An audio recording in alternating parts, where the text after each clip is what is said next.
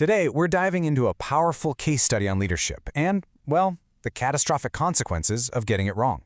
Now, this isn't some modern business school example, it's the ancient, gripping story of King Ahaz. And honestly, it's a masterclass in failure.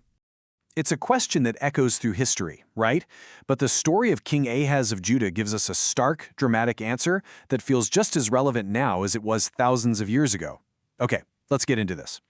So our story kicks off with King Ahaz taking the throne in Jerusalem. Now, he inherited this incredible legacy, a clear path he was supposed to follow. But from his very first days as king, he made a deliberate choice to just betray it all. And this slide pretty much says everything you need to know. On one side, you've got his ancestor, the legendary King David, the benchmark for righteous rule. And on the other side, Ahaz, who immediately rejects that tradition. This wasn't some slow drift into corruption. This was a conscious, day-one decision to copy the worst leaders around. And boy, did his actions escalate quickly. He started filling the land with idols to foreign gods. But then, he crossed a line that must have shocked his entire kingdom.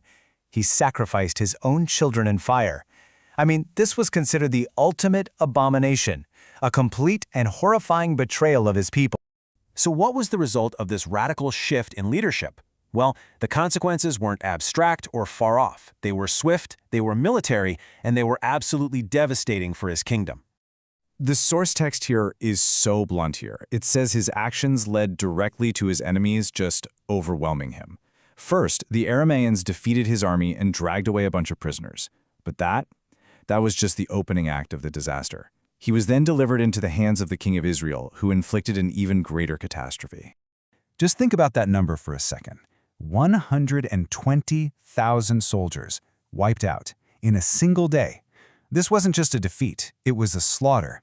A direct consequence of a kingdom that, according to the text, had totally abandoned its core values under Ahaz's leadership. And the devastation didn't stop on the battlefield. 200,000 civilians, we're talking women and children, were captured and taken as prisoners, along with a ton of plunder. The human cost of Ahaz's failed leadership was just staggering. But right in the middle of all this brutality, a really remarkable moment of moral clarity happens. As the victorious Israelite army is marching home with all their spoils, they're met by an unexpected challenger. Not a soldier, but a lone prophet named Oded. Can you imagine the sheer courage this took to stand in front of a triumphant, battle-hardened army and condemn what they did? Oded doesn't praise their victory, he calls out their unrestrained rage and demands they release the prisoners, reminding them that, hey, you're all one people. And this, right here, shows you what true leadership looks like. Inspired by Oded, several of their own leaders stepped up and confronted the army. And they didn't just release the prisoners, they took from their own plunder to clothe, feed, and care for them. They even put the weak on donkeys for the journey home. It's just this powerful display of compassion that's the total opposite of Ahaz's cruelty. So, faced with military disaster and this incredible moral example from his enemies, did Ahaz learn his lesson? Did he change course? Nope, not even close. He doubled down on his bad decisions, making a desperate move that would only make things so much worse. This sequence just lays out the whole anatomy of a terrible decision. With his kingdom now getting attacked from other directions, Ahaz is in full-on panic mode. So, he reaches out to the regional superpower, Assyria, for help. And to pay for this alliance, he strips his own temple and palace of all their treasures. And the result? The Assyrian king gave him, quote, trouble instead of help. His desperate plan completely backfired. And here is where we see his truly twisted logic. In his moment of trouble, he looks at the Arameans who defeated him and basically concludes, well, their gods must be stronger. So, his solution? He decides he's going to start sacrificing to their gods, hoping to get them on his side instead. And there it is, the final verdict on his strategy. This decision to embrace the gods of his enemies wasn't some clever political move.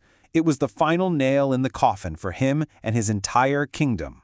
So, having failed at diplomacy, at war, and at faith, Ahaz spends his final days not trying to rebuild, but actively dismantling the very foundations of his own culture and kingdom.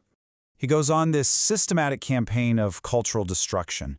He takes the sacred furnishings from the temple and literally cuts them into pieces. He shuts the main temple doors, basically ending official worship. Then he replaces it all, setting up foreign altars on every single street corner in Jerusalem and in every town in Judah. And in the end, his own people delivered the final verdict on his legacy. When he died, yeah, he was buried in the capital city, but he was denied the honor of being placed in the tombs of the kings. It was the ultimate symbolic judgment. His reign was a total failure, a shameful break from the lineage of true leaders. You know, the story of Ahaz is such a sobering reminder that a leader's choices have consequences that ripple outward, affecting thousands. His reign began with a betrayal of legacy and ended in total ruin, leaving us with a question that every single generation has to answer: who ultimately bears the cost of failed leadership?